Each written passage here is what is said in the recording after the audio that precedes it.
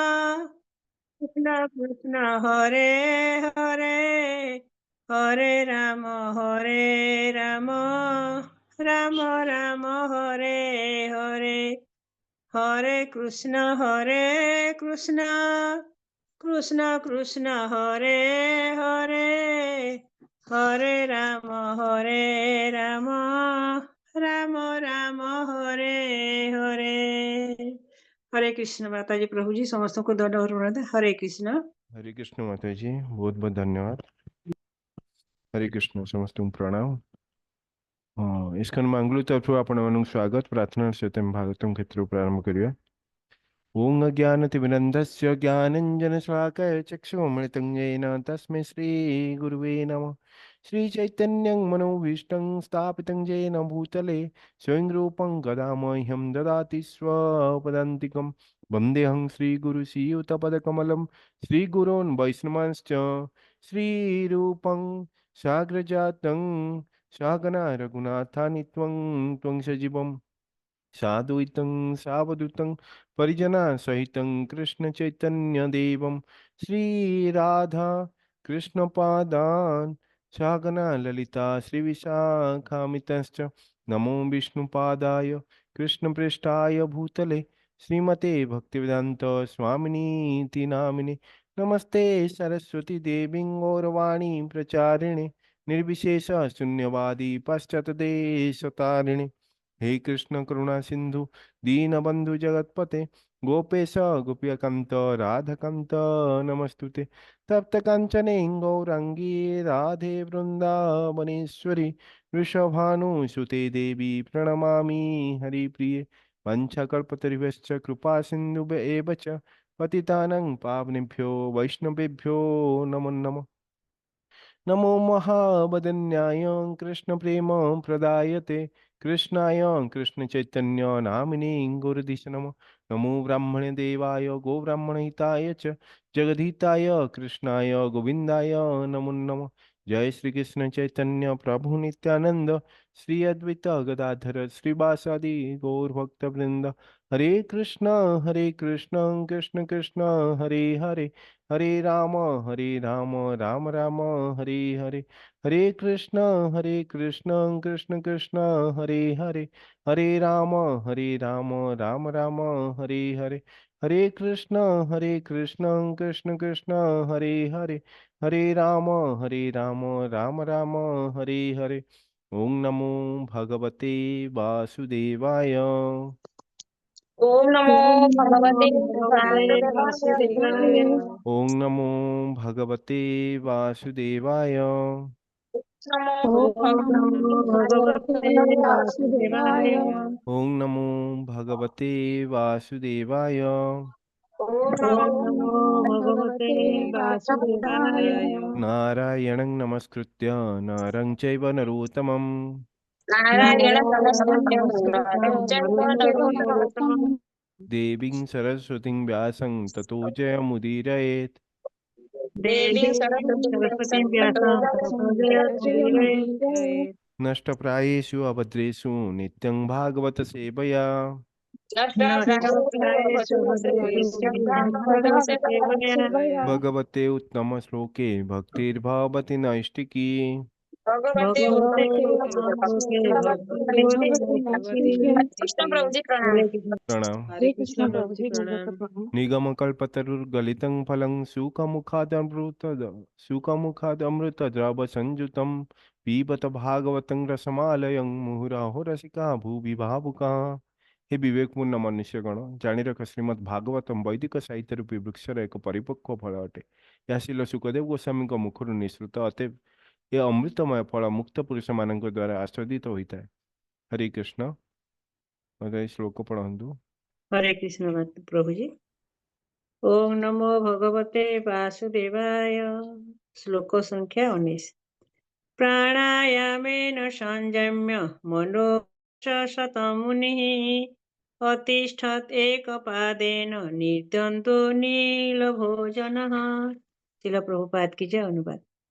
सेठारे महामुनि प्राणायाम अभ्यास द्वारा ताहाकर नाम संयम कले एवं समस्त आसक्ति को नियंत्रण करी ଓ କେବଳ ବାୟୁ ଭକ୍ଷଣ କରି ଏକ ପାଦରେ 100 ବର୍ଷ ଦଣ୍ଡାୟମାନ ହୋଇ ରହିଲେ। ହରେ କୃଷ୍ଣ ପ୍ରଭୁଜୀ। हरे कृष्ण।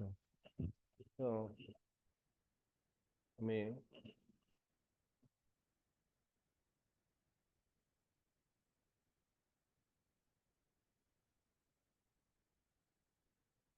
तो अत्रिमुनि आ अनुसयଙ୍କ विषय आम देखुं से किपरि भाव में अत्रिमुनि श्री ब्रह्माजी आदेश क्रम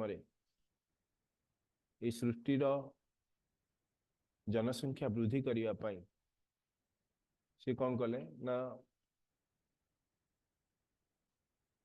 अत्रिमुनि आउ तांकर पत्नी सहित कठिन तपस्या करने को स्थान को गले जो वृक्ष नामक पर्वत को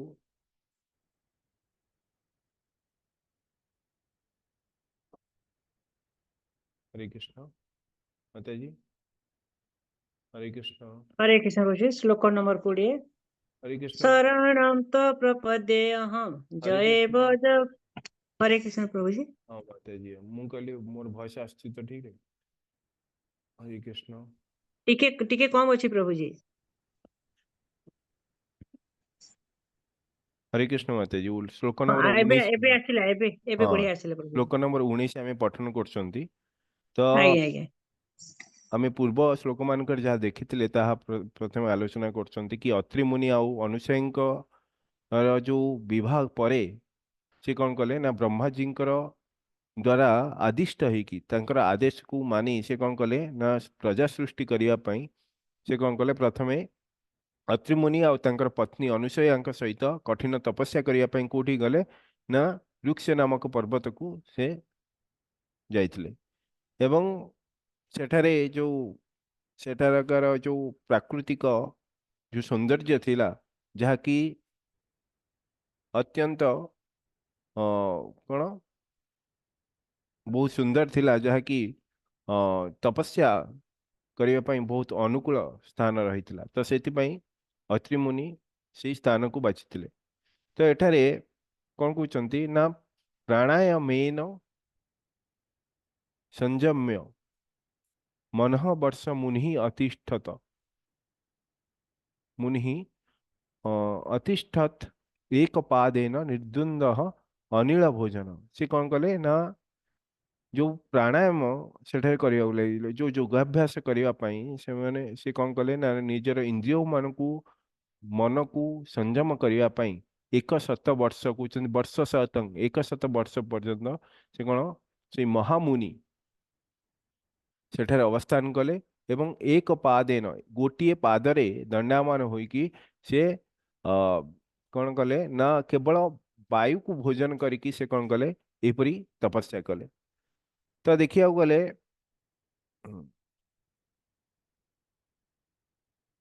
तो यही श्लोक अत्रि मुनिकर जो अलौकिक तपस्यार प्रणाली विषय बहुत सुंदर भाव कहुई जहाँकि से जो भौतिक जगतर जनसंख्या वृद्धि करने जहाँ ब्रह्मा जी आदेश थिला तो से एभली तपस्या करथिले जहाँकि संतान प्राप्ति एपरी करथिले तो कौन कहुई कि प्राणायाम मन संयम जो प्राणायाम प्रणाम प्राणायामेन संयम्य माने जो योग शास्त्र अनुसार देखा गले मन आउ श्वास क्रिया को परस्पर कौन ना से माने कंट्रोल करथांती संयम करथांती तो अत्रि मुनि प्राणायाम माध्यम निजर श्वास को स्थिर करिकी मन को संपूर्ण भाव में से नियंत्रण करथिले जहाँ फल से परमात्मा तांकर मन को परमात्मा ध्यान रे निमग्न कराई पारथिले एवं से कौन भोजन करथिले कहते अनिल भोजन केवल वायु ही सेवन करथिले तपस्या समय से कौन प्रकार खाद्य ग्रहण कर से केवल वायु को ग्रहण करके बंचीथिले तो एठारे जे तांकर जो इंद्रिय उपरे केते प्रभुत्व विस्तार करथिले माने केते संयमता रखिथिले ताहा ठारे दर्शा जाइछि कि केवल वायु द्वारा से बंचीथिले एवं से वायु को पान करके से कौन करथिले ना तपस्या करथिले ଆଉ ଏଠାରେ କୁହାଯାଇଛି ନିର୍ଦ୍ୱନ୍ଦ୍ୱ ଶବ୍ଦ ଯୋଉ ଆସିଛି, ସାଧାରଣ ମନୁଷ୍ୟ କଣ ହୋଇଥାଏ, ଶୀତ ଉଷ୍ମ, ସୁଖ ଦୁଃଖ, ମାନ ଅପମାନ ଭଳି ଯୋଉ ଦ୍ୱନ୍ଦ୍ୱରେ ବିଚଳିତ ହୋଇଥାଏ। କିନ୍ତୁ ଏଠାରେ ଯୋଉ ଅତ୍ରି ମୁନି ଏହି ସବୁ ଯୋଉ ଦ୍ୱନ୍ଦ୍ୱ ଭାବରୁ ଊର୍ଦ୍ଧ୍ୱରେ ଥିଲେ। ତ ସେଥିପାଇଁ କୁହାଯାଇଛି ନିର୍ଦ୍ୱନ୍ଦ୍ୱ, ଯୋଉ ବାହ୍ୟ ପରିବେଶର ପ୍ରତି କୌଣସି ତାଙ୍କର ପ୍ରଭାବ ନଥିଲା, ତାଙ୍କ ଉପରେ ପ୍ରଭାବ ପଡୁ ହିଁ ନଥିଲା, କାରଣ ସେ ଭଗବାନଙ୍କର ଧ୍ୟାନରେ ନିମଗ୍ନ ଥିଲେ। ଆଉ କୁହାଯାଇଛି ଏକ ପାଦରେ ସ୍ଥିତ ହେଇଥିଲେ, ମାନେ ସେ ଗୋଟିଏ ଗୋଡରେ ଛିଡା ହେଇଥିଲେ, ଆଉ ଯାହାକି ଏହା ଶାରୀରିକ ସହନଶୀଳତା ଏବଂ ଏକାଗ୍ରତାର ଚରମ ସୀମାକୁ ବୁଝାଉଛି। ଆଉ ସମୟ ସୀମା ମଧ୍ୟ କେତେ ଥିଲା, ଏଇ ଯୋଉ କଠୋର ସାଧନା ଥିଲା, ସେ ଗୋଟିଏ କମା 2 ଦିନ ବା ଗୋଟିଏ ବର୍ଷ ମଧ୍ୟ ନୁହେଁ, କେତେ ବର୍ଷ କରିଥିଲେ, 100 ବର୍ଷ ଧରିକି ସେ ଜାରି ରଖିଥିଲେ ଏଇ ତପସ୍ୟା, କଠୋର ତପସ୍ୟା। ତ ଯେତେବେଳେ ଜଣେ ବ୍ୟକ୍ତି ନିଜର ସମସ୍ତ ଇନ୍ଦ୍ରିୟ ଆଉ ମନକୁ ସଂଯମ କରିକି ଭଗବାନଙ୍କ ଠାରେ ଶରଣାପନ୍ନ ହୁଏ, ସେତେବେଳେ ସେ କଣ ହୁଏ ନା, ତାଠାରେ ଆମେ ଦେଖୁଛନ୍ତି କି ଅତ୍ରି ମୁନିଙ୍କ ଭଳି ଅସାଧ୍ୟକୁ ସିଏ ସାଧନ କରିପାରେ। ଅତ୍ରି ମୁନିଙ୍କର ଏଇ ଯୋଉ ତପସ୍ୟା ଫଳରେ ପରବର୍ତ୍ତୀ ସମୟରେ ଯୋଉ ତ୍ରିଦେବ ବ୍ରହ୍ମା ବିଷ୍ଣୁ ମହେଶ୍ୱର ସିଏ ପ୍ରସନ୍ନ ହୋଇଥିଲେ। ତ ତାଙ୍କର କେବଳ ବାୟୁ ଭକ୍ଷଣ କରିକି ସିଏ ଜୀବିତ ରହିଥିଲେ ଏବଂ ଭଗବାନଙ୍କର ତପସ୍ୟାରେ ଲାଗି ରହିଥିଲେ। ତ ଭଗବତ ଗୀତାରେ ମଧ୍ୟ କୁହାଯାଇଛି କି ଭଗବାନ ଶ୍ରୀକୃଷ୍ଣ କଣ କହୁଛନ୍ତି ନା, ଯୋଗ ସାଧନାରେ ଆମେ ଯେତେ ଅଧିକ ଭୋଜନ କରିଥାନ୍ତି, ବା ଯୋଉ ଆମେ ଭଗବାନଙ୍କର ଭକ୍ତି କରୁଛନ୍ତି, ଧରାଯାଉ ଆମେ ଯଦି ଆମେ ଅଧିକ ଭୋଜନ କରିବା, ତାହେଲେ ଠିକ ଭାବରେ ଆମେ ଭକ୍ତି କରିପାରିବା ନାହିଁ। ଏଠାରେ ଅତ୍ରି ମୁନି କଣ କରୁଥିଲେ, ସେ ବହୁତ ଉଚ୍ଚ କୋଟିର ସିଦ୍ଧ ଋଷି ଥିଲେ ଏବଂ ନିଜର ଯୋଗ ବଳରେ ସେ କଣ କରୁଥିଲେ ନା, ଶାରୀରିକ ଆବଶ୍ୟକତାକୁ ସମ୍ପୂର୍ଣ୍ଣ ରୂପେ ସିଏ ଜୟ କରିପାରିଥିଲେ। ଏମିତିକି ସେମାନେ ସାଧାରଣ ଖାଦ୍ୟ ବି, ଅତ୍ରି ମୁନି ଆଉ ମନୁଷ୍ୟ ସାଧାରଣ ଖାଦ୍ୟ ବି ଗ୍ରହଣ କରୁନଥିଲେ, କାରଣ ତାଙ୍କର ଯୋଉ ପ୍ରାଣ ଶକ୍ତି, ଯୋଉ ଶ୍ୱାସ ପ୍ରଶ୍ୱାସ ଦ୍ଵାରା ତାଙ୍କୁ ନିୟନ୍ତ୍ରଣ କରୁଥିଲେ। ତ ତା ଦ୍ଵାରା କଣ, ସିଏ ଶରୀରକୁ ଅବ୍ୟାହତ ଭାବରେ ସିଏ ଜୀବିତ ଅବସ୍ଥାରେ ରହିଥିଲେ ଏବଂ ଏଇ ତପସ୍ୟାରେ ଲାଗି ରହିଥିଲେ। ତ ଅତ୍ରି ମୁନିଙ୍କର ଏଇ ଯୋଉ ତପସ୍ୟା କେବଳ ଶାରୀରିକ କଷ୍ଟ ନଥିଲା, ଏହା ଥିଲା କଣ, ଆଧ୍ୟାତ୍ମିକ ମାର୍ଗରେ ସବୁଠାରୁ ଉଚ୍ଚ ସ୍ଥାନରେ ପହଞ୍ଚିବାର ଏକ ମାର୍ଗ ଥିଲା। ସେ ନିଜର ଅସ୍ତିତ୍ୱକୁ ଭଗବାନଙ୍କ ସହିତ ଏକାକାର କରିଦେଇଥିଲେ, ଯାହା ଫଳରେ ତାଙ୍କର ଯୋଉ ଶରୀରରୁ ନିର୍ଗତ ଯୋଉ ତେଜ, ସେଇ ତେଜରେ ସମଗ୍ର ବ୍ରହ୍ମାଣ୍ଡ କମ୍ପିତ ହେବାକୁ ଲାଗିଥିଲା।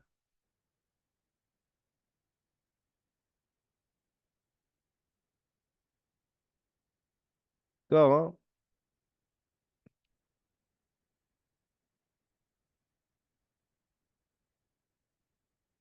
ହରିକୃଷ୍ଣ ମାତାଜୀ, ତ ଏଠାରେ କଣ କୁହାଯାଇଛି, ପ୍ରାଣାୟାମେନ ସଂଯମ୍ୟ ମନୋବର୍ଷଣତଂ ମୁନି ବର୍ଷ ଶତଂ ମୁନି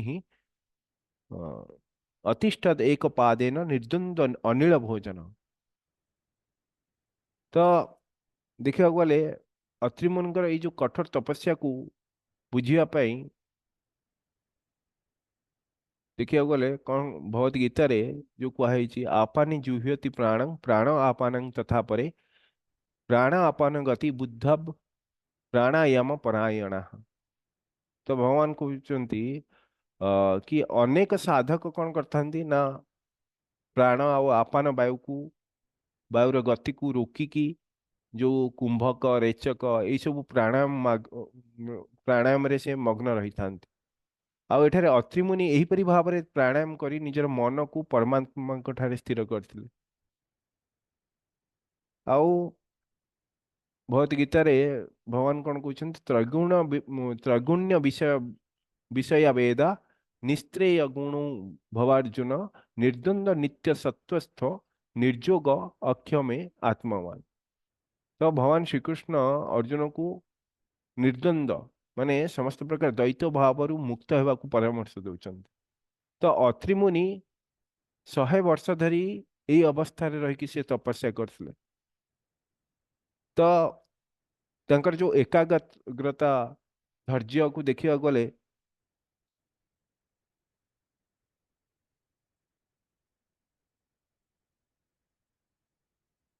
तो योग साधना पई शरीर को स्थिर रखिया को पड़ी था। आ अत्रिमुनि ये जो योग शास्त्र नियम को अति कठोर भाव पालन करी गोटे पादरे स्थिर हो रही। तो यह कौन सी साधारण कथा नुहे। आम गोटे दिन जदि आम खाद्य खाई न पारते आम छिड़ा पारते ना एठारे अत्रिमुनि कौन ना 100 वर्ष धरिकी गोटे पादरे छिड़ा होगी से तपस्या रत थे। हरे कृष्ण माता जी। तो यह द्वारा जिते कि जड़े साधक निजर समस्त शक्ति को कौन करे ना एकाग्र कर भगवान को डाके से स्वयं भगवान मध्य तार द्वारा बसीभूत हो जाती। तो अत्रि मुनिकर ये जो तपस्या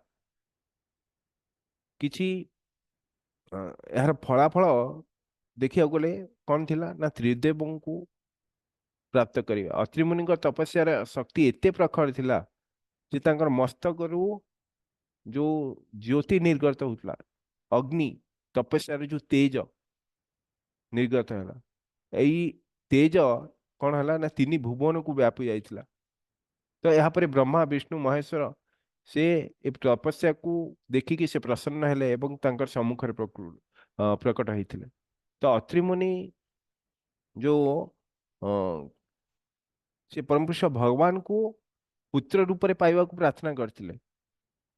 किंतु एठार त्रिदेव एकाठी आसीथिबारु से आश्चर्य हो गले कि कौन है कि भगवान को मु केवल कौन करी ना ध्यान करी किंतु एठार तो 3 देव मो समक्ष प्रकट होती।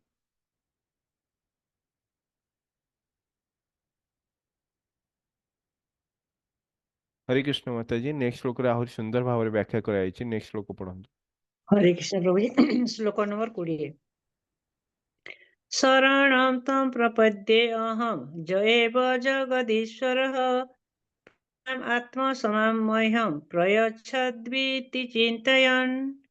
शिल प्रभुपाद की जय। अनुवाद।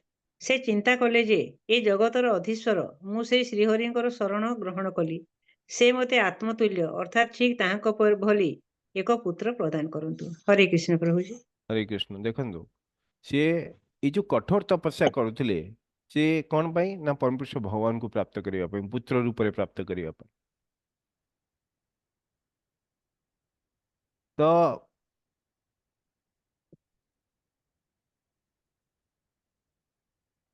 जेतेबळे से परम पुरुष भगवान को से ध्यान करथुले एठारे कौन कहै कि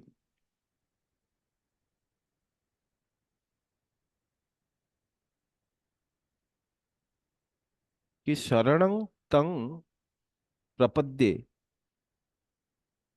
अहं य एव जगदीश्वर। तो जगदीश्वर माने हे अधीश्वर जगतर ईश्वर हे जगन्नाथ हे परम पुरुष भगवान तांकर संधान रे महर्षि अत्रि एवं तांकर जो पत्नी अनुसया संतान प्राप्ति पाई परम पुरुष भगवान को प्राप्ति करने पाई संतान रूप में सी घोर तपस्या करथुले। किंतु जो महर्षि अत्रि कौन से निर्दिष्ट देवता नाम न नहीं केवल कौन करते ना परम पुरुष भगवान को कहुई जगदीश्वर ठारे से कौन करते जे कि समस्त समग्र जगतर समस्त सृष्टिर जे कि मालिक अटंती तांको प्रार्थना करते। तांकर लक्ष्य थिला से परम पुरुष भगवान को संतुष्ट करवा एवं तांको पुत्र रूप में प्राप्त हो। कहते प्रजम आत्मसमं मह्यं प्रयच्छतु इति चिंतयन। तो यह चिंता करिकी कौन करते परम पुरुष भगवान को पुत्र रूप में प्रजम माने पुत्र रूप में प्राप्त करने से यही पर चिंता करी से जो परम पुरुष भगवान को प्रार्थना करथुले ध्यान करथुले ठारे जो आत्मसमान कथा कहै निज निजर संतान रूप रे प्राप्त करिया चाहूले। अत्रि चाहूले कौन, अत्रि महर्षि कि जे तांकर जो पुत्र तांकरी परि तपस्वी ज्ञानी एवं गुणवान हेउ। आउ एठारे गोटे गभीर आध्यात्मिक रहस्य रही। देखा गले जेहेतु से परमपुरुष भगवान को जगदीश्वर को निजर समान निज समान संतान मागिथिले, भगवान निजे तांकर पुत्र रूप रे जन्म नेबा को स्थिर कल। तो यही कारणरू परवर्ती समय त्रिदेव जे कि ब्रह्मा विष्णु महेश्वर से अत्रिंकर पुत्र पुत्र भाव से अवतरण करथिले। आउ ये जो शरणागतिर महत्व देखिया गले, जो शरण प्रपद्ये अहं कही कि यह ही संपूर्ण आत्मसमर्पण को सूचित कर पूर्ण भाव में समर्पित परम पुरुष भगवान ठारे। भक्ति मार्ग रे जेतेबेले जने भक्त निजर अहंकार तार समस्त प्रकार अहंकार शारीरिक जिनस को त्याग करके जेतेबेले भगवान ठारे शरणापन्न हुए, सेतेबेले भगवान तार समस्त मनोकामना को पूर्ण करथांती। तो जो अत्रिंकर ये जो निष्ठा पर प्रार्थना जोगु परमपुरुष भगवान विष्णु जो दत्तात्रेय रूप रे, भगवान शिव दुर्वासा रूप रे एवं ब्रह्मा सोम बा चंद्रमा रूप से जन्म नहीं।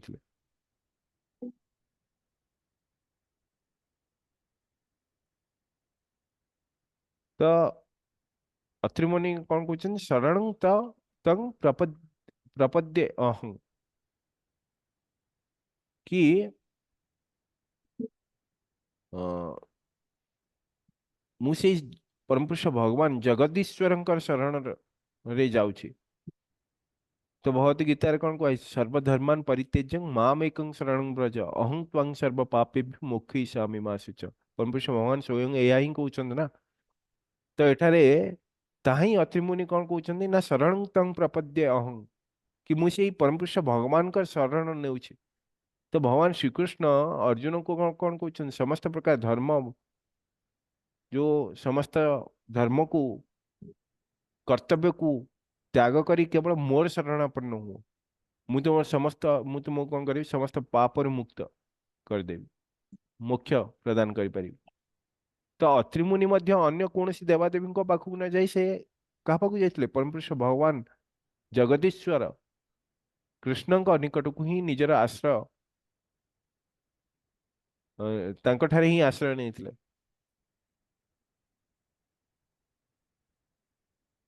तो एठारे जो कही य एव जगदीश्वर, तो जार अर्थ हो कि जी जगतर मालिक जगतर नियंता जगन्नाथ जगतर नाथ तांको ठारे शरण शरण तांकर शरण रे जाउछन्ति बोली कहउछन्ति। एठा कह जाइछि जेहेतु परमपुरुष भगवान सर्वत्र विद्यमान ईश्वर सर्वभूतानां हृदय देश अर्जुन तिष्ठति। कोठी समस्त जीवंकर हृदय रे विराजमान करते परमपुरुष भगवान अवस्थान करछन्ति एवं समस्त को नियंत्रण करछन्ति। तो अत्रिमुनि जानिथिले कि जे जो संतान प्रदान करिवार शक्ति केवल से परमपुरुष भगवान को ठारे अछि, जे कि सर्वव्यापक अटंती समस्त हृदय रे अवस्थान करछन्ति। से ईश्वर पाखरे ही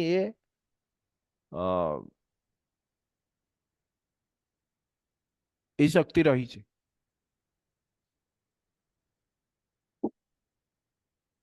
तो से कौन कले ये कठिन तपस्या क्या करते परमपुरुष भगवान को करते। आउ शुद्ध भक्ति जेते भक्त कौन करे शुद्ध भक्ति को आचरण करे तो कौन हुए भक्तर समस्त मनोकामना परमपुरुष भगवान पूर्ण करता। अत्रिमुनि चाहते कौन कौन कहुई ना प्रजाम आत्मसमांग माने अर्थात जो समान गुणवान पुत्र से चाहते परमपुरुष भगवान का समान पुत्र से चाहते किंतु जेतबेले जड़े भगवान का शरण नेउची भगवान ताकू सर्वश्रेष्ठ फल प्रदान करथांत। चतुर्विधं भजन्ते मां जनाः सुकृति नो अर्जुन आर्त जिज्ञासु अर्थार्थी ज्ञानी च भरतसव। तो भगवान कहती कौन कौन कहते भगवत गीता रे कि चारि प्रकार पुण्य आत्मा व्यक्ति मोर भजन करती विपद पड़ता आर्त सी कौन भगवान निकट को आस्था है जी जिज्ञासु जी भगवान को विषय जानने को चाहे सी आस्था है आउ जी अर्थार्थी जी धन संतान चाहता से कौन करे ना भगवान को निकट आस्था है एवं ज्ञानी मध्य भगवान को आस्था है। तो एठारे हरिकृष्ण किए कहीपर अत्रि मुनि एठारे क्यों भाव से आसते हरे कृष्ण तांकर उद्देश्य ये जो अर्थ अर्थात ज्ञानी ना जिज्ञासु ज्ञानी ये चारि प्रकार इच्छारू हरे कृष्ण प्रभु जी हरे कृष्ण ज्ञानी सह ज्ञानी भवत नहीं माता जी ज्ञानी नुहे एठारे अर्थात संतान ही सब आसले जिज्ञासु प्रभु जी अर्थात ही सब आसले आज्ञा पुत्र प्राप्ति ପାଇଁ ଆସିଥିଲେ ନା निश्चित माता जी अर्थार्थी आज्ञा अर्थार्थी हो प्रभु बहुत बहुत धन्यवाद माता जी जो अर्थार्थी अर्थार्थी भाव आसते अर्थार्थी माने जे धन कामना करछि कौनसी भौतिक उपभोग कामना करछि कौनसी संतान प्राप्ति करने को चाहूँगी तो एठारे अत्रि मुनि एठारे अर्थार्थी भाव आसिथिले तो जेपरी भगवद गीता रे भगवान श्रीकृष्ण समस्त दायित्व जो कौन को समस्त दायित्व को स्वयं नहीं जाइथिले भगवान कृष्ण तो कौन करथिले अर्जुन युद्ध करथिले भगवान कृष्ण कौन सारथी रूप थे किंतु ये युद्धर वास्तविक किए कार्य को किए निर्वाह करथिले परम पुरुष भगवान ही निर्वाह करथिले सी ही कौन करथिले ना से युद्धर कार्यवाही को देखुले एवं ता सहित से युद्ध किपरि होची तार इंस्ट्रक्शन मध्य से अर्जुन को दउथले किपरि हेबा माने तांकर अध्यक्षतार ये युद्ध होतला तो ये जो श्रीमद् भागवत ये जो श्लोक रे अत्रि मुनि से पर निजर समस्त इच्छा को कौन करथिले ना भगवान का शरण रे अर्पण कर देथिले जेपरि अर्जुन कर देथिले सब किछि कौन भगवान को समर्पित कर देथिले तो अत्रि मुनि से भली परम पुरुष भगवान का शरण रे आसिकी से पूर्ण भाव से निज को अर्पण कर देथिले यार फलस्वरूप भगवान निजे कौन दत्तात्रेय भाव अवतार ग्रहण करथिले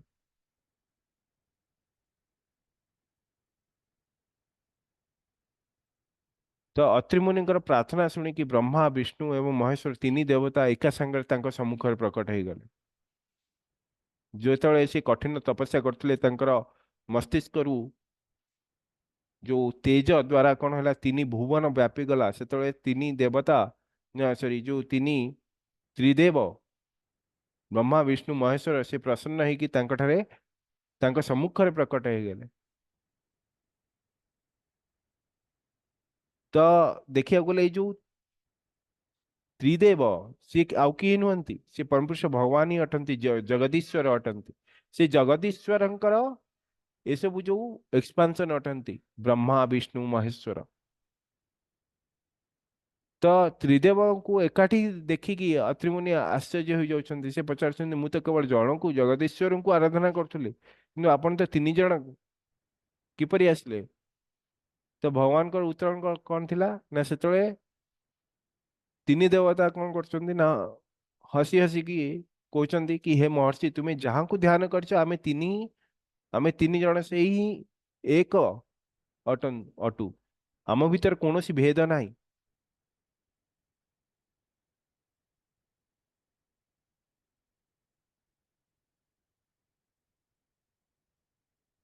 तो एठारे पूर्ण भाव जो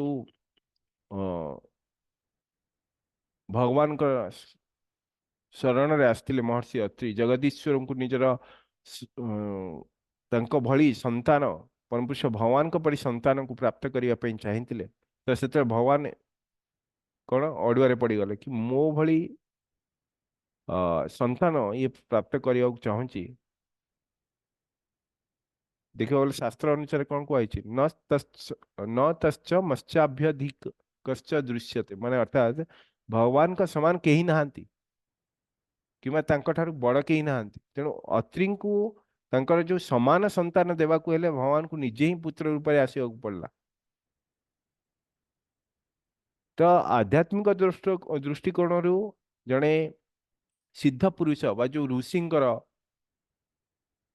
जो आत्मा परमात्मा का सह जो संबंध एकाकार अवस्था होता है तो अत्रि मुनि जड़े शुद्ध ज्ञानी थिले तांको पई निज समान जो आत्मा समान अर्थ थिला कि जे साक्षात ब्रह्म अटंती तो से साक्षात ब्रह्म त्रिदेव तांकर ये जो भाव को सम्मान जणे कि तो त्रिदेव अवतारण ग्रहण करते तो अत्रि मुनि दृष्टि कौन थिला समदृष्टि थिला जी कि तीन गुण जो सत्व रज तम तांकर जो अत्रि अर्थ कौन ये तीन गुण रु ऊर्धरे अत्रि तो से तीन देवता को निजर संतान भाव पाइबा योग्य विवेचित है।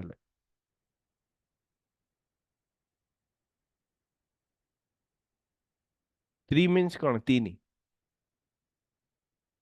तो से तीन गुण रु ऊर्धरे थिबा सेही भली भगवान को प्राप्त करिया को चाहते माने से योग्य होइतिले।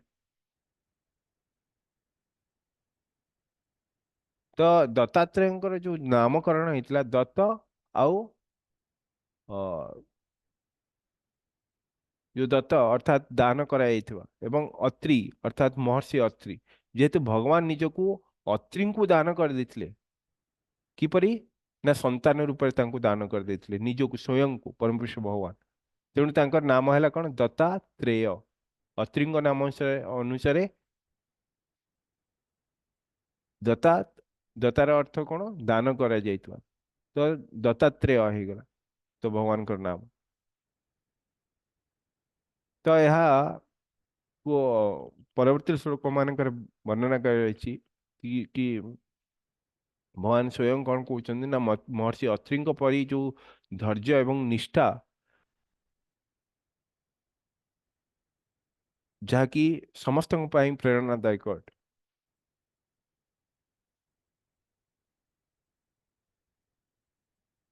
तो किभली भाव से शरण तंग प्रपद्ये अहं कही कि से किभली भाव परम पुरुष भगवान ठारे शरणागति को प्राप्त करते शरणागति आम देखी 6टी लक्षण कौन हरे कृष्ण कहीं कहींपर 6टी लक्षण कौन शरणागतिर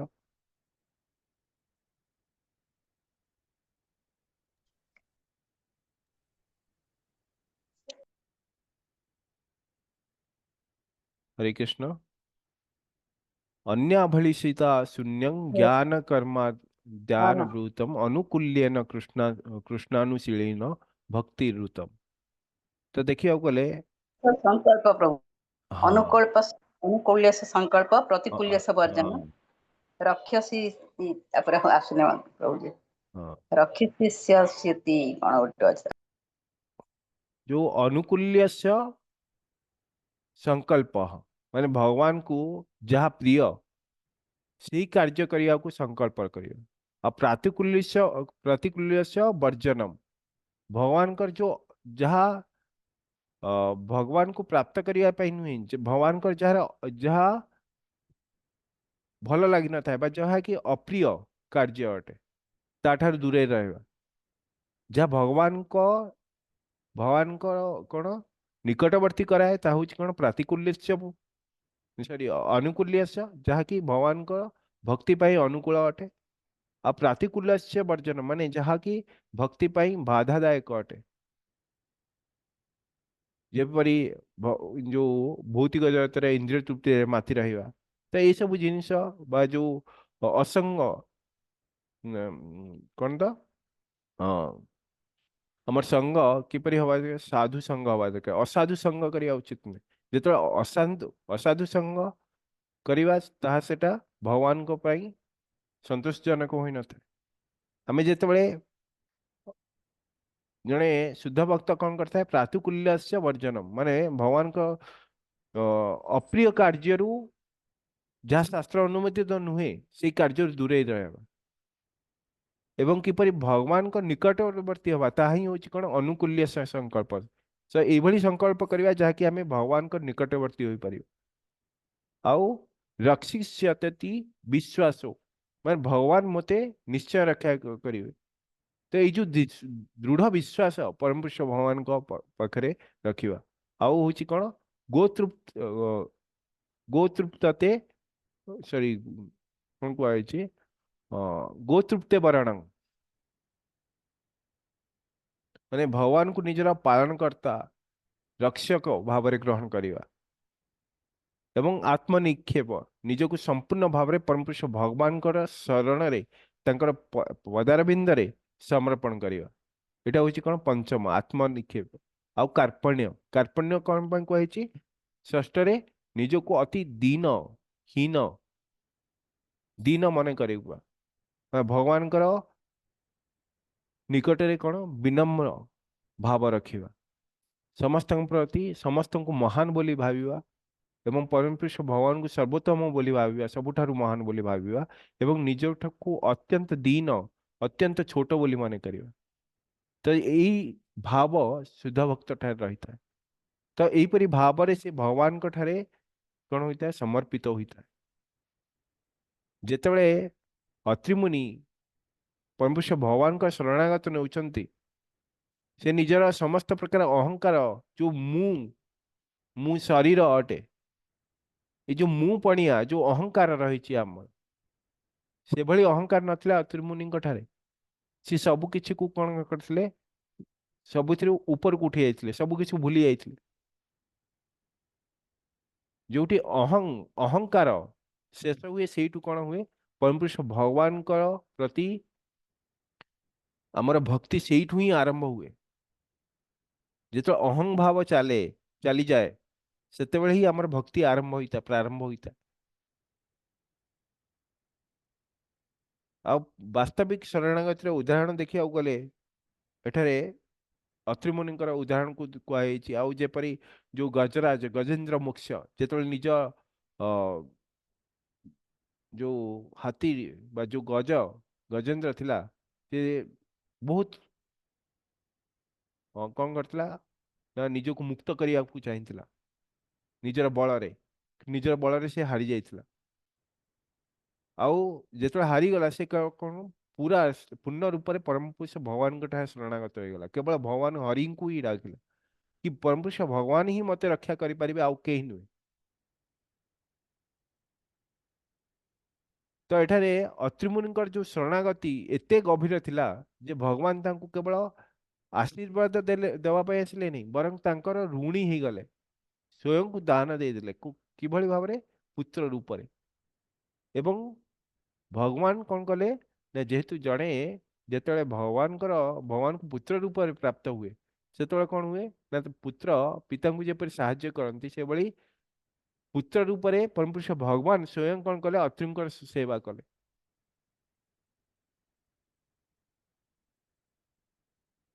तो आम कौन कहते ना जार कहीं ना तार भगवान अच्छा किंतु जी निज को भगवान को पाखे समर्पित देउछि से निजे कौन भगवान कर ही जाए जार कहीं ना भगवान अच्छा किंतु व्यक्ति कौन कर जदि भगवान को निज को भगवान को समर्पित देउछि ताले कौन होची ना सी निजर से निजे कौन हो जाउछि भगवान कर ही जाउछि तो एठारे शिल प्रभुपाद द्वारा जो तात्पर्य जो दिखाई एठारे भक्तिर विभिन्न स्तर को वर्णना करछन्ति प्रभुपाद महर्षि अत्रिंकर जो तांकर जो भक्तिर प्रकार को एठारे बुझाउछन्ति भगवान कर जो स्वरूप विषय देखा कहते प्रभुपाद कौन कहते अत्रिमुनिकर जो भगवान का निर्दिष्ट नाम जो यथा कृष्ण विष्णु नारायण ए विषय स्पष्ट धारणा नाथिला किंतु वेदरे से एतिक जानी कि ब्रह्मांड रे जड़े ही परमपुरुष भगवान अटंती जड़े ही अधीश्वर अटंती, जगदीश्वर अटंती, जड़े ही जगन्नाथ अटंती, सी ही परम कर्ता अटंती। तो यहाँ से जानी एवं जहाँ ठार सब किछि सृष्टि होइछि, यतो बा इमानी भूतानी, माने जेते सब आमे जहाँ देखुछन सबु ए भौतिक जगत सब किछि कोन तांको ठारु ही आसीछि, एतिक से जानथिले।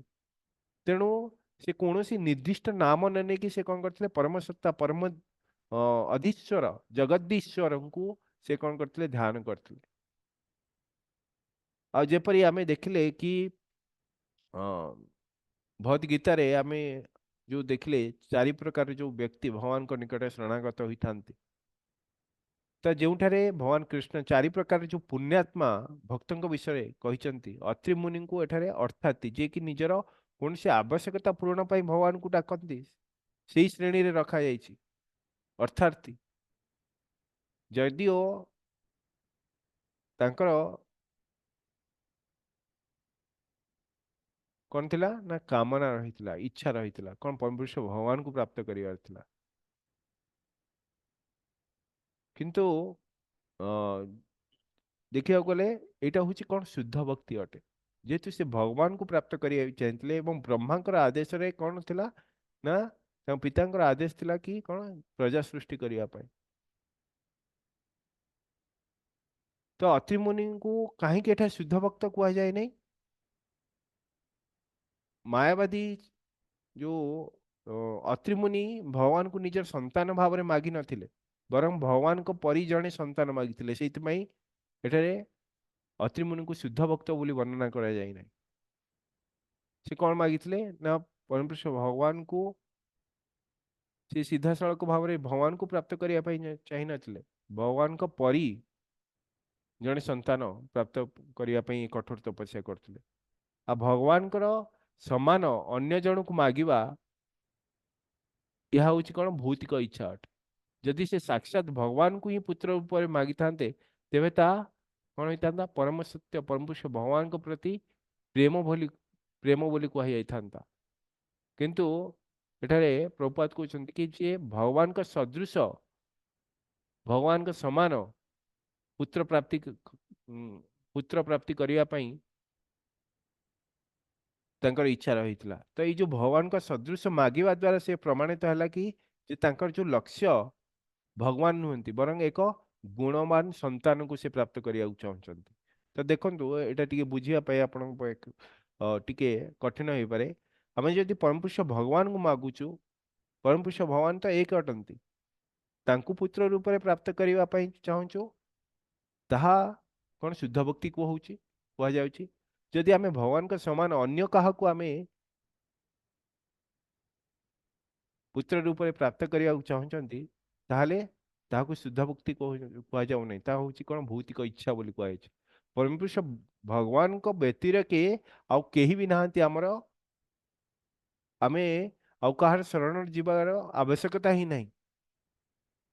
तो यह शिल प्रभुपाद यही श्लोक रे बहुत सुंदर भाव रे सेटा को व्याख्या कर तार निष्कर्ष दौरान। शुद्ध भक्तिर संज्ञा हूँ कौन अन्य अभिलाषित शून्यम, माने समस्त प्रकार अन्य अभिलाष मुक्त। जेहेतु अत्रि मुनिकर संतान प्राप्तिर एक बड़ भौतिक अभिलाष थिला, सेइथिपई तांकु सेई समय जड़े शुद्ध भक्त भाव में गणना करा जाई नहीं। तथापि भगवान एते दयालु अटंती कि से अत्रिंकर तपस्या संतुष्ट होई निजे स्वयं पुत्र रूप में आविर्भूत हेले। तो अत्रि मुनिकर भक्ति साधारण लोकों अपेक्षा अनेक ऊर्ध्वर थिले मध्य जो शास्त्रीय जो संकलन एठारे जो कहुई जो शुद्ध भक्ति जोटा कि प्योर डिवोशन सर्विस एथिरे किछि मात्रा भौतिक इच्छा द्वारा प्रभावित थिला। तो प्रभुपाद एठारे हमको शिक्षा देउचंती कि आमे भगवान को कौन सी जिनिस मागिबा अपेक्षा केवल भगवान को भल पाइबा ही श्रेष्ठ अटे।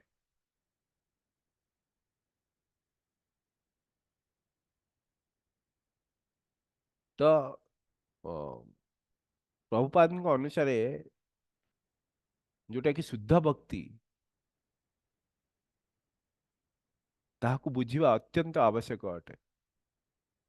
तो रूप गोस्वामी भक्ति रसामृत सिंधुरे कौन कहते ना अन्य भेषिता शून्य ज्ञान कर्मद्या अनावृतम अनुकूल्यन कृष्ण कृष्ण अनुशीलन भक्तिरुतम माने अन्य अभिलाषिता शून्यम कौन प्रकार भौतिक इच्छा नथिव आमे जदि भक्ति करछन्ति ताले सेथे हमर कौन प्रकार भौतिक इच्छा रहिबा उचित नुहे अत्रि मुनि सहित जदि आमे तुलना करिया अत्रि मुनि पुत्र चाहुଥିଲେ यदि से भगवान को परि पुत्र चाहुଥିଲେ तथापि सेठारे एक इच्छा थिला तांको डिजायर थिला कोन ना मु भगवान को परि पुत्र किंतु भगवान को प्राप्त करिया पे से चाहु नथिले तो एठारे शुद्ध भक्ति देखिया गले एठारे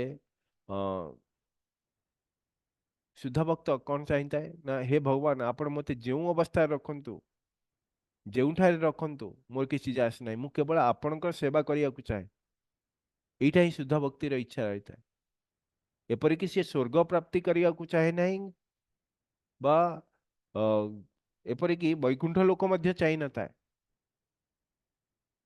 शुद्ध भक्तिर अर्थ मु जेउठारे थाए मु कोन करिवि ना मु आपणकर दासत्व को स्वीकार करता मु आपणकर दास भाव रे आपणकर सेवारत होता एइथिरे ही मु आनंद प्राप्त करिवि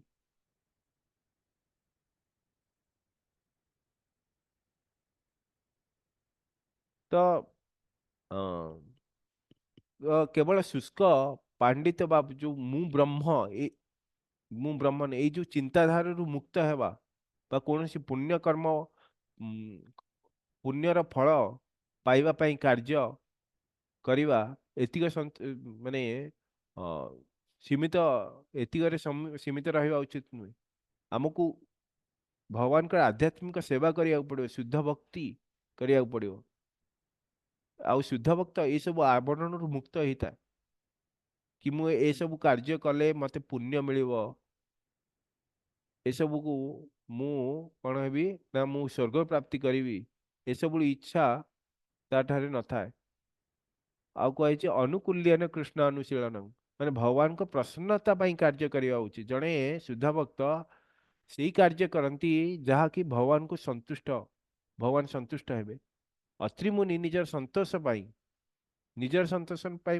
अर्थ से संतान प्राप्ति पाई तपस्या करथुले किंतु शुद्ध भक्ति रे भक्त निजर सुख कथा चिंता न करी से कौन करे ना भगवान को पाई भगवान कर सुख पाई चिंता करती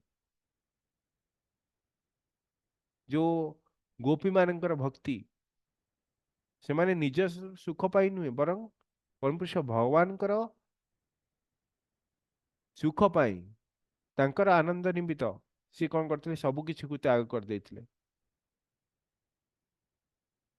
तो प्रभुपाद अति सुंदर भाव रे एठारे अत्रि मुनिकर जो भक्ति सकाम भक्ति थिला बोली कहउछन्ति भगवान एते किंतु भगवान कौन एते दयालु अटंती कि से निजर शुद्ध भक्तों को तो साहाଯ୍य करती किंतु जो माने सकाम भाव रे किछि अर्थार्थी भाव रे जो माने आसीथांती तांको पाखु को मध्य आसीथांती सेमान को मध्य से निराश करती नहीं जेपरी अन्य एक उदाहरण देखिया कि ध्रुव महाराज ध्रुव महाराज मध्य प्रथमे कौन राज्य पाइबा पाई से भगवान को पाखु आसीथिले भगवान को खोजिथिले भगवान को ध्यान करथुले तपस्या करथुले किंतु जेतले से भगवान को प्राप्त करी गले भगवान का दर्शन पाई गले से कौन कहले ना हे प्रभु मु आपन को पाई धन्य हो गली मोर आ कौन जिनस दरकार ना कौन भौतिक ना मु राजा हबार कामना मोर इच्छा रही ना मोर किसी भी इच्छा ना भौतिक जगत रे अर्थात जो तांकर जो सकाम भक्ति कौन दिला ना शुद्ध भक्ति रे परिणत हो गला तो महर्षि अत्रि क्षेत्र मध्य से ही घटिला भगवान तांकर से भगवान को परी पुत्र प्राप्त करिया चाहूले किंतु भगवान कौन स्वयं तांकर पुत्र रूप में आसिया परे तांकर जो समस्त जो भौतिक इच्छा रही ताहा कौन हो गला सब किछि नष्ट हो गला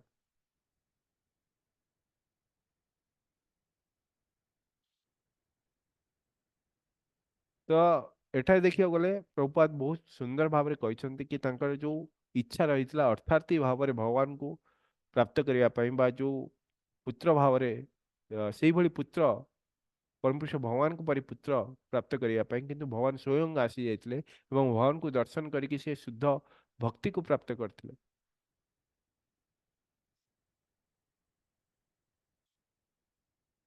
ତ ଦେଖିବାକୁ ଗଲେ ସେଇଭଳି ଗୋଟେ ଆମେ ବହୁତ ତ ଲେଟ୍ ହେଲାଣି ତ ଆଉ ଟିକେ ଆଉ 2 ମିନିଟ୍ ନବା। ଗୋପୀ ମାନଙ୍କର ଯୋଉ ଭକ୍ତି ଥିଲା ଯୋଉଟା କି କେବଳା ଭକ୍ତି ବୋଲି କୁହାଯାଏ, ସେମାନଙ୍କ ପାଇଁ ଭଗବାନ କୃଷ୍ଣଙ୍କର ଯୋଉ ସନ୍ତୁଷ୍ଟି ହିଁ କଣ ଥିଲା, ସର୍ବସ୍ୱ ଥିଲା। ପରମ ପୁରୁଷ ଭଗବାନଙ୍କର ସନ୍ତୁଷ୍ଟି ଦ୍ୱାରା ହିଁ ସେମାନେ ସବୁ କିଛିକୁ ତ୍ୟାଗ କରିବା ପାଇଁ ସେମାନେ ତୟାର ଥିଲେ। ଥରେ କଣ ହେଲା, ଭଗବାନ କୃଷ୍ଣଙ୍କର ମୁଣ୍ଡ ବିନ୍ଧା ହେଲା। ଦିନେ ଭଗବାନ କୃଷ୍ଣ ଅଭିନୟ କଲେ କି ମୋର ପ୍ରବଳ ମୁଣ୍ଡ ବିନ୍ଧୁଛି, କି ଗୋପୀମାନେ ପାଖରେ ଥାନ୍ତି, ଯଦି କୌଣସି ଭକ୍ତଙ୍କର ପାଦ ଧୂଳି ମୋର ମୁଣ୍ଡରେ ଲାଗିବ ତେବେ ଯାଇକି ମୋର ଯୋଉ ମୁଣ୍ଡ ବିନ୍ଧା, ଯୋଉ ତାର ବେଦନା ଶେଷ ହେବ। ତ ସେଠାରେ ବଡ଼ ବଡ଼ ଜ୍ଞାନୀ ନାରଦ ମୁନି ସମସ୍ତେ ଉପସ୍ଥିତ ଥିଲେ, ସମସ୍ତ ଭକ୍ତମାନେ ମଧ୍ୟ ଥିଲେ, ଶୁଦ୍ଧ ଭକ୍ତମାନେ ରହିଥିଲେ। କିନ୍ତୁ ସେମାନେ କଣ କଲେ, ଭୟ କଲେ କି ଭଗବାନଙ୍କ ମୁଣ୍ଡରେ ଆମେ ତ ସାଧାରଣ ଅତି ତୁଚ୍ଛ ଅଟୁ,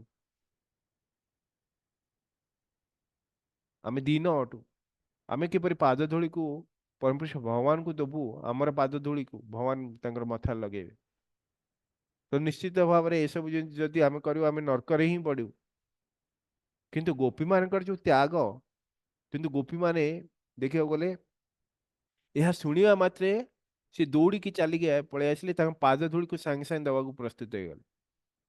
ସେମାନେ କହିଲେ ଆମେ ନର୍କ ଭୋଗିବାକୁ ମଧ୍ୟ ଆମେ ତୟାର ଅଟୁ, ଆମେ ଯୋଉଠାକୁ ଯାଅ ଆମର କିଛି ଯାଏ ଆସ ନାହିଁ, କିନ୍ତୁ ଆମ ଭଗବାନ କୃଷ୍ଣଙ୍କର ମୁଣ୍ଡ ବିନ୍ଧା କମିଯାଉ।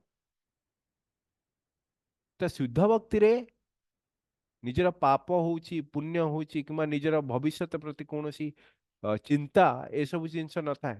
କେବଳ ଭଗବାନଙ୍କର ପ୍ରସନ୍ନତା ହିଁ એકમાત્ર ଲକ୍ଷ୍ୟ ରହିଥାଏ। ଅର୍ଜୁନ ପ୍ରଥମେ ହିଁ ସେଇଭଳି ଭାବୁଥିଲେ କି ମୁଁ ଏତେ ସବୁ ଲୋକଙ୍କର ମୃତ୍ୟୁବରଣ ପାଇଁ ମୁଁ ଦାୟୀ ହେବି, ଯୁଦ୍ଧରେ କେତେ ଲୋକ ମରିବେ, ଆଉ ସାମ୍ନାରେ ତ ମୋର ଭାଇ ବନ୍ଧୁ କୁଟୁମ୍ବ ମାନେ ରହିଛନ୍ତି, ମୁଁ ସେମାନଙ୍କୁ କିପରି ମାରିବି, ବହୁତ ବଡ଼ ପାପ ହେଇଯିବ, ମତେ ନର୍କ ଭୋଗ କରିବାକୁ ପଡ଼ିପାରେ। କିନ୍ତୁ ଯେହେତୁ ସେ ଭଗବାନଙ୍କର ଇଚ୍ଛାରେ ଏସବୁ କରୁଥିଲେ, ତେଣୁକରି ତାଙ୍କୁ ପାପ ସ୍ପର୍ଶ କରିପାରିଲା ନାହିଁ। ତ ସେଇଭଳି ଭାବରେ ଶୁଦ୍ଧ ଭକ୍ତିରେ ପାପ ପୁଣ୍ୟ କୌଣସି ବିଚାର ନଥାଏ, ତାଙ୍କର ମେନ୍ ଗୋଲ୍ ଥାଏ ପରମ ପୁରୁଷ ଭଗବାନଙ୍କୁ ପ୍ରସନ୍ନ କରିବା।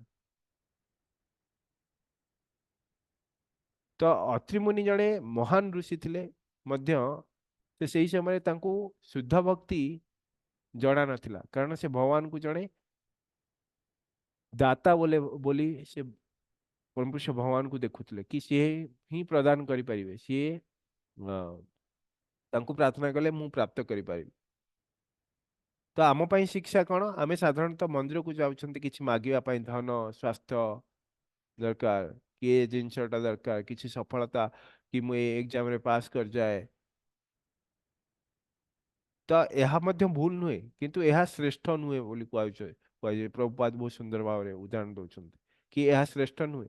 ଶ୍ରେଷ୍ଠ ହଉଛି କଣ, ଭଗବାନଙ୍କୁ କଣ କହିବା ନା ହେ ପ୍ରଭୁ ଆପଣ ମୋତେ ଭକ୍ତି ସେବା, ଆପଣଙ୍କର ଭକ୍ତି ସେବା ପ୍ରଦାନ କରନ୍ତୁ। ଚୈତନ୍ୟ ମହାପ୍ରଭୁ ଶିକ୍ଷାଷ୍ଟକରେ କଣ କହୁଛନ୍ତି, न धनं न जनं न सुंदरिं कवितं ବା ଜଗଦୀଶ କାମୟ। ହେ ଜଗଦୀଶ, ମୋତେ ଧନ ନାହିଁ, ନା ଜନ ଦରକାର ନାହିଁ, ମୋ ସୁନ୍ଦର ସ୍ତ୍ରୀ ବି ଦରକାର ନାହିଁ, କେବଳ ଜନ୍ମ ଜନ୍ମାନ୍ତର ପାଇଁ ମୁଁ ଆପଣଙ୍କର ଚରଣରେ ଆହୁତି କି ଭକ୍ତି କୁ ପ୍ରାପ୍ତ କରୁଥାଏ। ମୁଁ ଯୋଉଠି ରହିଥାଏ ମୋର କିଛି ଯାଏସ ନାହିଁ, କିନ୍ତୁ ଆପଣଙ୍କର ଭକ୍ତିକୁ ପ୍ରାପ୍ତ କରୁଥାଏ।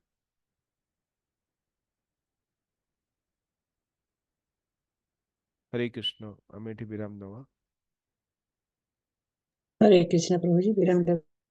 वंशाकल्पतरुभ्यश्च कृपा सिन्धुभ्य एव च पतितानां पावनेभ्यो वैष्णवेभ्यो नमो नमः। अनंत कोटि वैष्णव वृंद की जय, शिल प्रभुपाद की जय, ग्रंथराज श्रीमद् भागवतम की जय। हरे कृष्ण। ଆଜି କ୍ଲାସ୍ ଥିଲା କି ମାତାଜୀ? ଅଛି ପ୍ରଭୁଜୀ ହଉଛି। ଠିକ ଅଛି ମାତାଜୀ, ଆମେ ଏଠି ବିରାମ ଦଉ। ହରେ କୃଷ୍ଣ ସମସ୍ତଙ୍କୁ 3 ଥର ହରେ କୃଷ୍ଣ ମହାମନ୍ତ୍ର କରିବା, ଏଠି ବିରାମ ଦଉ। हरे कृष्ण कृष्ण हरे कृष्ण कृष्ण कृष्ण कृष्ण हरे हरे हरे हरे हरे राम हरे राम राम राम हरे हरे, हरे कृष्ण कृष्ण कृष्ण हरे हरे हरे हरे, हरे हरे राम राम राम राम हरे हरे, हरे कृष्ण हरे कृष्ण कृष्ण कृष्ण कृष्ण कृष्ण कृष्ण हरे हरे हरे हरे, हरे हरे राम राम राम राम हरे हरे। हरे कृष्ण प्रभु जी, हाँ। हरे हरे कृष्ण समस्त।